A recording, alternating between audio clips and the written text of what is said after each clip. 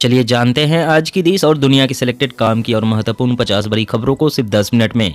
और अभी तक आपने इस वीडियो को लाइक नहीं किया तो लाइक जरूर कर दें।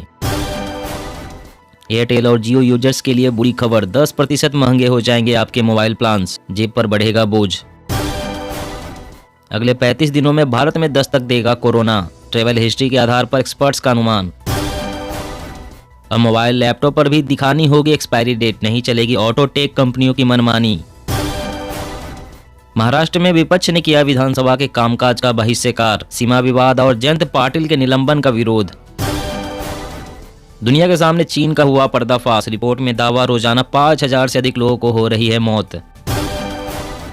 योगी सरकार का मास्टर स्ट्रोक, 39 लाख मछुआरों के लिए सब्सिडी के प्रस्ताव को कैबिनेट की मंजूरी। पेंशनर्स अब घर बैठे ही दे सकेंगे जिंदा होने का प्रमाण, सरकार बना रही है मोबाइल ऐप, अब नहीं लगाने पड़ेंगे दफ्तरों के चक्कर। मोदी सरकार में 3 गुना ज्यादा पकड़ी गई ड्रग्स, अमित शाह ने यूपीए सरकार के 8 सालों से तुलना की, बोले एजेंसियां अब ज्यादा एक्टिव। क्रिसमस और नए साल का जश्न पड़ेगा महंगा, सामग्री 30 से 35% महंगी होने से 10% तक महंगे हुए cake. Test, track, treat and vaccination से जीतेंगे कोरोना की जंग, मंडाविया की बैठक में अहम फैसला। पूर्वोत्तर राज्यों पर टीएमसी की नजर, ममता जनवरी के पहले सप्ताह में जाएंगे त्रिपुरा। इंश्योरेंस पॉलिसी की गलत तरीके से बिक्री पर सरकार नाराज, सरकारी बैंकों को सिस्टम बनाने को कहा। देश में कोरोना का खतरा, आर्मी की एडवाइजरी, पॉजिटिव होने पर 7 दिन क्वारंटाइन, लक्षण गंभीर तो भर्ती कराया जाएगा। राजस्थान में गहलोत सरकार की योजनाओं की देश भर में चर्चा, सीएम गहलोत ने दी विकास कार्यों की सौगात। आईपीएल इतिहास के सबसे महंगे खिलाड़ी बने सैम करन, 18.50 करोड़ में पंजाब ने खरीदा। कोरोना को लेकर भारत में तैयारियां तेज, 27 दिसंबर को देश भर के अस्पतालों में होगी मॉक ड्रिल। दिग्विजय सिंह ने बीआरएस बीजेपी का मुकाबला करने के लिए पार्टी नेताओं के बीच एकता पर जोर दिया। लोकसभा राज्यसभा अनिश्चित काल के लिए स्थगित, लोकसभा में 97 तो राज्यसभा में 102% कामकाज, लगातार 8वां सत्र तय समय से पहले स्थगित। पंजाब के 15 उद्योगपतियों ने सीएम योगी से की मुलाकात, यूपी में 5 लाख करोड़ निवेश का किया वादा। बंगाल को पीएम का तोहफा, कोलकाता में वंदे भारत एक्सप्रेस को दिखाएंगे हरी झंडी। कोवैक्सीन, कोविशील्ड वाले भी ले सकेंगे बूस्टर के रूप में नेजल वैक्सीन, कोविन पर आज से कराया रजिस्टर। संजय राउत देशद्रोही और चीन के एजेंट, कर्नाटक सीएम बोम्मई ने शिवसेना नेता को घेरा। नए साल में यूपी विधानसभा के कामकाज का बदलेगा तरीका, 64 साल पुरानी गाइडलाइन की जगह लेगी नई रूल बुक। असम के स्कूलों की खस्ताहाल स्थिति, शिक्षा मंत्री ने स्वीकारा 3000 से ज्यादा में नहीं है टॉयलेट।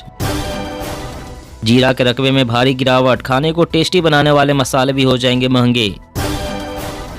गुजरात के द्वारका में बनेगी भगवान कृष्ण की सबसे ऊंची प्रतिमा, सरकार ने किया ऐलान। पहली बार ड्रैगन के खिलाफ बोला WHO, चीन नहीं दे रहा कोरोना का डेटा, हम हैं बेहद चिंतित। हमने नहीं किया संकोच, आतंकवाद पर करते रहे फोकस, 2 साल की अध्यक्षता के बाद भारत की यूएनएससी को सलाह। एमपी विधानसभा में अविश्वास प्रस्ताव खारिज, कांग्रेस पर जमकर बरसे सीएम शिवराज। तीनों सेनाओं को मिलेंगे टैंक, मिसाइल और बम, रक्षा मंत्रालय ने 84,328 करोड़ के प्रस्ताव को दी मंजूरी। बिहार में 250 लीटर जहरीली शराब, हजारों लीटर कच्ची, ड्रोन कैमरों से पकड़कर पुलिस ने तोड़ दी भट्टियां। मदरसों में पढ़ाई नहीं कुछ और ही होता है, पुलिस सम्मेलन में सीएम धामी का बड़ा बयान।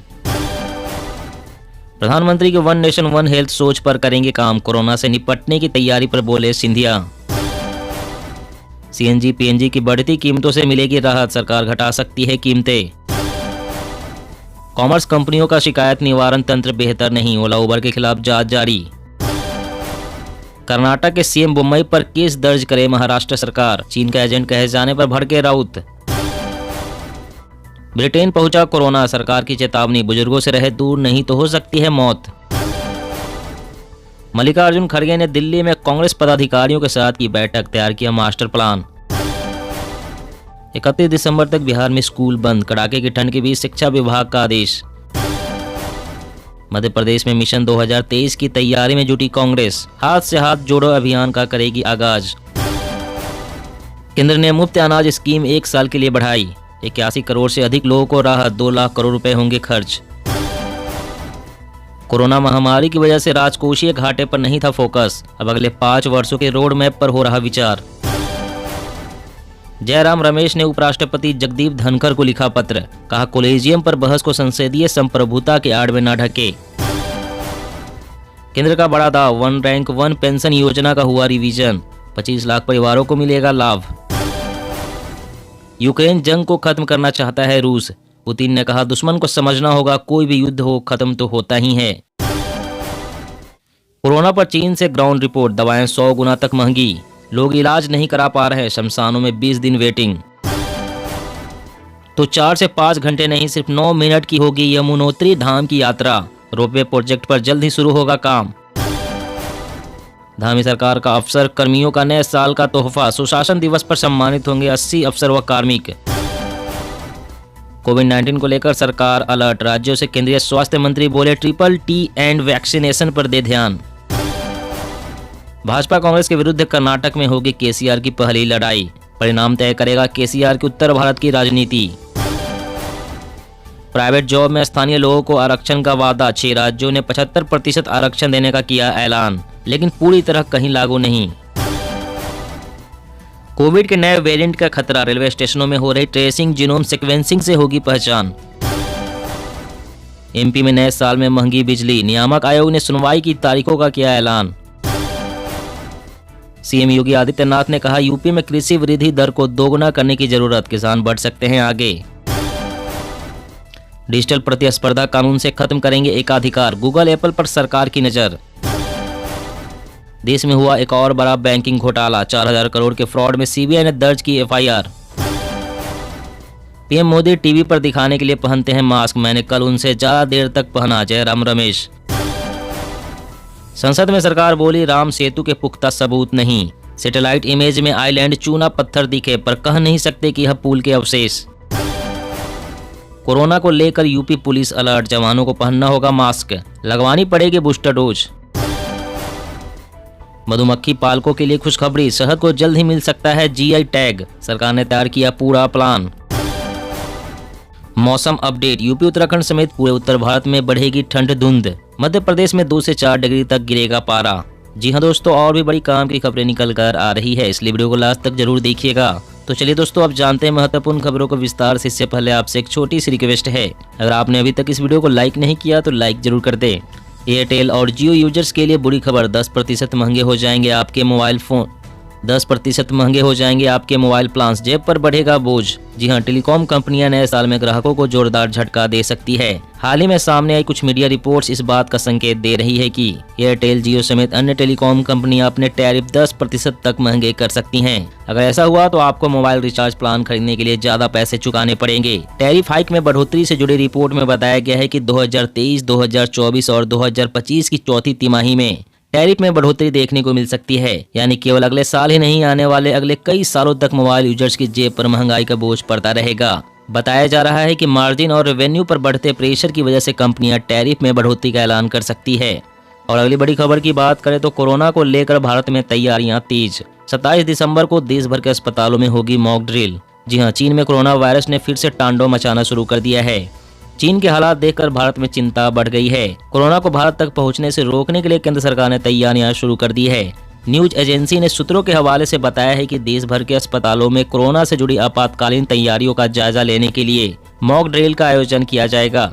इस ड्रिल में केंद्रीय स्वास्थ्य मंत्री मनसुख मंडाविया भी शामिल हो सकते हैं। भारत सरकार ने भारत बायोटेक की नेजल वैक्सीन को मंजूरी दे दी है। यह वैक्सीन बूस्टर डोज के तौर पर दी जा सकेगी। यह वैक्सीन पहले प्राइवेट अस्पतालों में लगानी शुरू की जाएगी।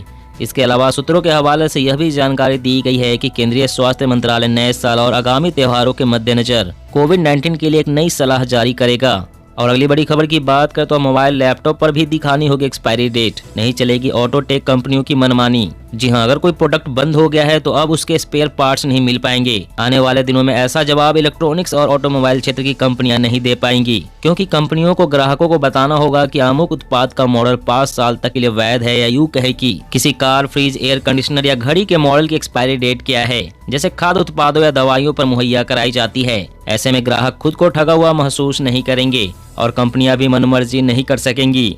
केंद्र सरकार जल्द ही अमेरिका यूरोपीय संघ के देशों की तर्ज पर राइट टू रिपेयर का नियम लागू करेगी, ताकि अंतर्राष्ट्रीय और राष्ट्रीय कंपनियों के अचानक मॉडल बंद करने की कारगुजारी से भारतीय ग्राहकों को बचाया जा सके। यही नहीं, सरकार यह भी तय करेगी कि मॉडल बंद किए जाने के कितने साल बाद तक कंपनी बेचे हुए उत्पाद को ठीक करके देगी। और अगली बड़ी खबर की बात करें तो पेंशनर्स अब घर बैठे दे सकेंगे जिंदा होने का प्रमाण। सरकार बना रही है मोबाइल ऐप, अब नहीं लगाने पड़ेंगे दफ्तरों के चक्कर। जी हां, राजस्थान में सामाजिक सुरक्षा पेंशन योजनाओं से जुड़े 94 लाख लोगों को सरकार बड़ी सुविधा देने जा रही है। पेंशनर्स को अपने जीवित होने का प्रमाण देने के लिए भटकना नहीं पड़ेगा। सरकार ऐसा मोबाइल ऐप बना रही है जिसके जरिए पेंशनर्स घर बैठे ही अपने जीवित होने का प्रमाण दे सकेंगे। पेंशनर्स को मोबाइल ऐप पर साल में एक बार अपना जन आधार नंबर और सामान्य जानकारी फीड करके सिर्फ चेहरा स्कैन करना होगा। ऐसा करने के बाद सरकार उनकी अगले साल की पेंशन रिन्यू कर देगी। हर साल नवंबर दिसंबर में सभी पेंशनर्स को अपने जीवित होने का प्रमाण सरकार को देना होता है। इसके लिए पेंशनर्स को या तो ई मित्र कियोस्क पर जाना पड़ता है, लेकिन अब पेंशनर्स घर बैठे ही मोबाइल ऐप से अपने जीवित होने का प्रमाण दे सकेंगे। और अगली बड़ी खबर की बात करें तो तीनों सेनाओं को मिलेंगे टैंक, मिसाइल और बम। रक्षा मंत्रालय ने 84,328 करोड़ के प्रस्ताव को दी मंजूरी। जी हां, रक्षा मंत्रालय ने सशस्त्र बलों के लड़ाकू क्षमताओं में इजाफे के लिए 84,328 करोड़ रुपए की लागत से हल्के टैंक, जहाज रोधी मिसाइलों और लंबी दूरी के निर्देशित बमों सहित कई अन्य सैन्य मंच और हथियारों की खरीद को मंजूरी दे दी है।